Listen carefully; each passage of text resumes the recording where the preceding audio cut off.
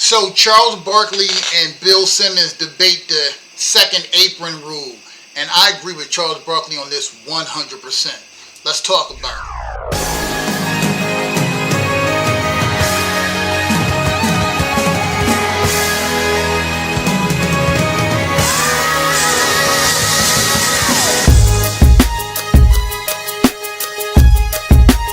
Don't ever underestimate the heart of a champion.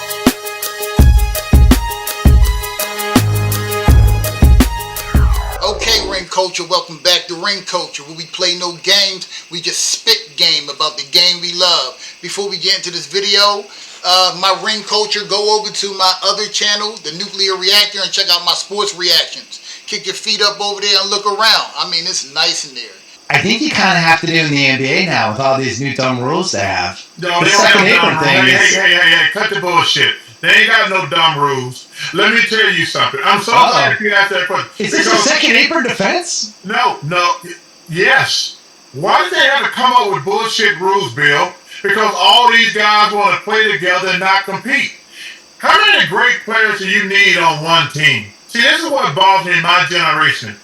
They made up these rules. Like, these young people. Well, if I had $1 for every time I heard the second apron, why did Adam Silver have to put the second apron in?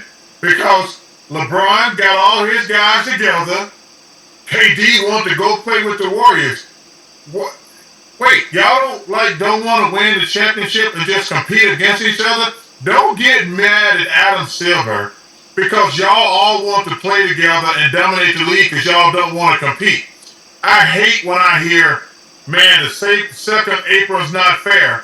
What do you mean it's not fair? If y'all stop all wanting to play together, we wouldn't have to make up bogus-ass rules to stop y'all from playing together.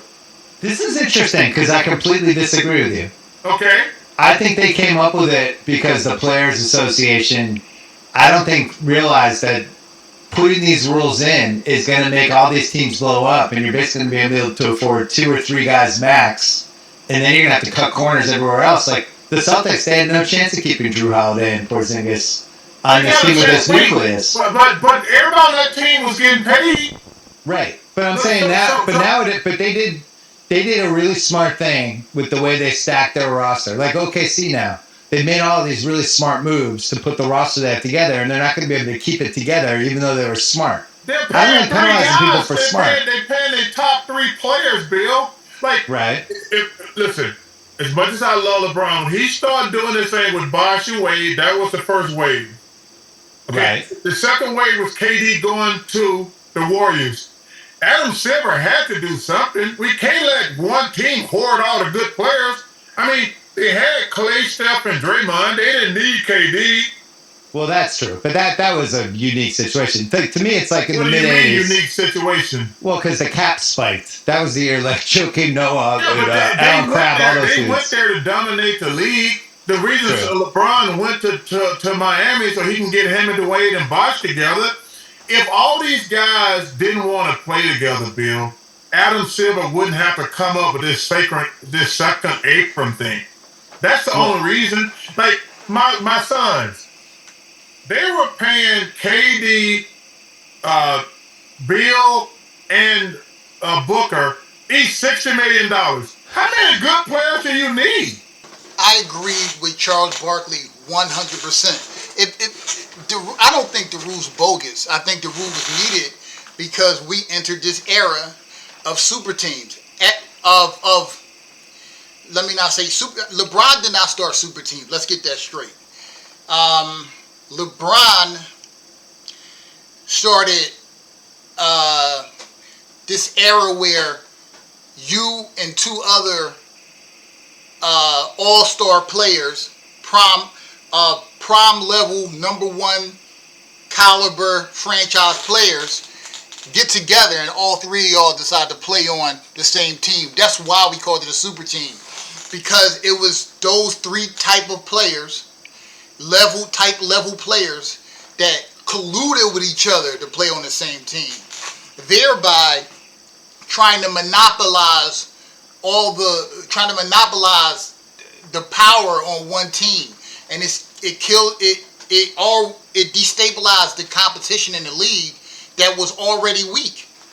I think the Celtics, I might be wrong about this. When Worthy got to the Lakers and Magic got to the Lakers, was Kareem still in his prime? Because I feel like that was a super team because Worthy gets the odd man out, but he was a franchise #1 level player. But that was all done by the front office. The Celtics, the Big Three in 2008, that was a super team because all three of those players were #1 caliber franchise players, all in their prime. Albeit that they were all at the tail end of their prime, but they were for a few years. They were a super team, and it was done by the front office. We mostly have a problem with what LeBron did, is because, hey, look, if you're going to go to Miami, you only need Dwayne Wade if you're that great. But they decided to get another franchise player. Took both, all three of those guys was from the East, and the East was already weak, and they decided to run the table in the East. They just monopolized all the power in their, most of the power on their team. When you got three players that great on the same team, it's unfair. You know what I'm saying? Almost, because LeBron still got his ass whooped most of the time on super teams. But then this just started happening over and over again. You know, KD going to the Warriors. KD and Harden and Kyrie going to Brooklyn. Bill, KD, and Booker. LeBron, Love, Kyrie. LeBron, AD, Westbrook. There are a few other teams that was kind of sketched in there too. And it just started this thing where, all right, now these players clearly want to play together, and they're getting in the front office ear and they're making it happen. The thing that's wrong with what Bill Simmons said is, his argument is that it's going to make teams break up. But teams always broke up after they won championships. We have always had, not even after they won championships, we have always had teams breaking up via free agency and trade. So that's nothing new. What the commissioner did, he's trying to some way make the league a little bit more competitive, because Lord knows the rules in the league now is conducive to a high output offense over defense, and the NBA is also trending downwards in viewership. It's not, the NBA is nowhere near as popular as it was back to me in the early 2000s. You know what I'm saying? So, like Barkley said, if these players wasn't trying to play together, they wouldn't need this rule. They wouldn't need this rule. It was never needed until this stuff started to happen. And I can see why it didn't trigger this rule right away, because you didn't know how long these guys, getting together 3 at a time was going to happen.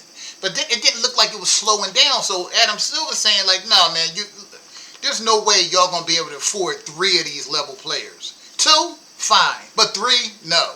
And you're always going to have teams that you can't keep together because of money. That is nothing new in the NBA. That has always been the thing. So I agree with Charles Barkley. If we can get back to a place where these guys want to compete against each other instead of competing with each other 3 at a time, the league will be a better place, because it just got... Those was around the time where the NBA also started to get real boring.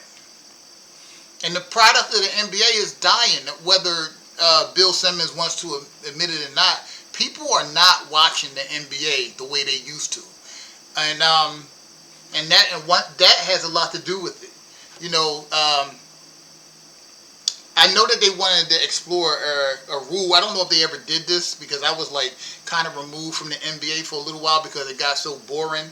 But I know they wanted to try to address address load management. Did they ever do anything about that? Because I don't know. I got to look it up. I know they wanted to address, these guys just sitting out.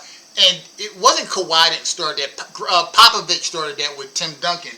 He would sit him out as he got older so he could get ready for the playoffs. I understand that there's a rock and a hard place situation there, because your whole job is to lead your team, to coach your team to a championship. So Popovich was doing what he thought was best for his team to achieve a championship.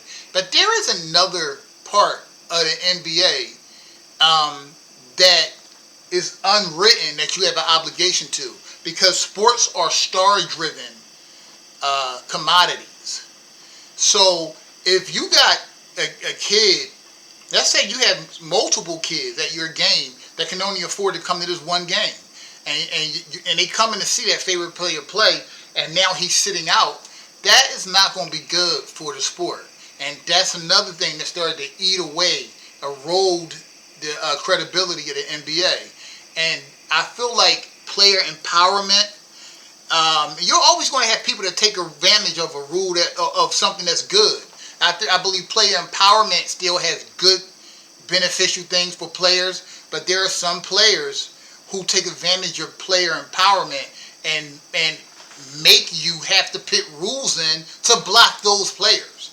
And I think that's what Adam Silver did. I actually applaud him for this rule, because, look, man, you got to do something.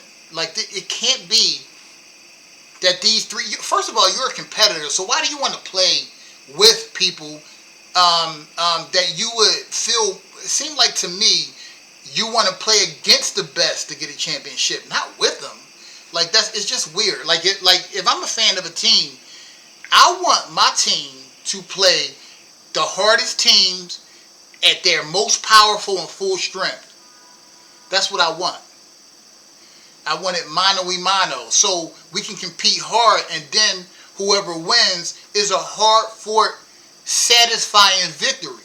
And a lot of that competitiveness is not in the NBA, where these guys are more friends in the offseason. They going to work out with each other. LeBron working out at a damn Clippers facility. All of this stuff is clownish, and it's killing the NBA. And the NBA, well, some of these NBA players are looking at the fans like it's our fault. It's not our fault. We the ones who consume the entertainment that y'all give out. And if it's not something that we want to see, we're not going to pay for it. But anyway, that's what I think about it. What do y'all think about it? Do y'all think Bill Simmons is right or Charles Barkley is right? Do y'all like the second apron rule? And also, do y'all think it's actually going to help the NBA in the long run? Let me know down below, Ring Culture. But as always, remember, we are Ring Culture, because the whole point of the culture is to win rings for the culture. I love y'all. Peace.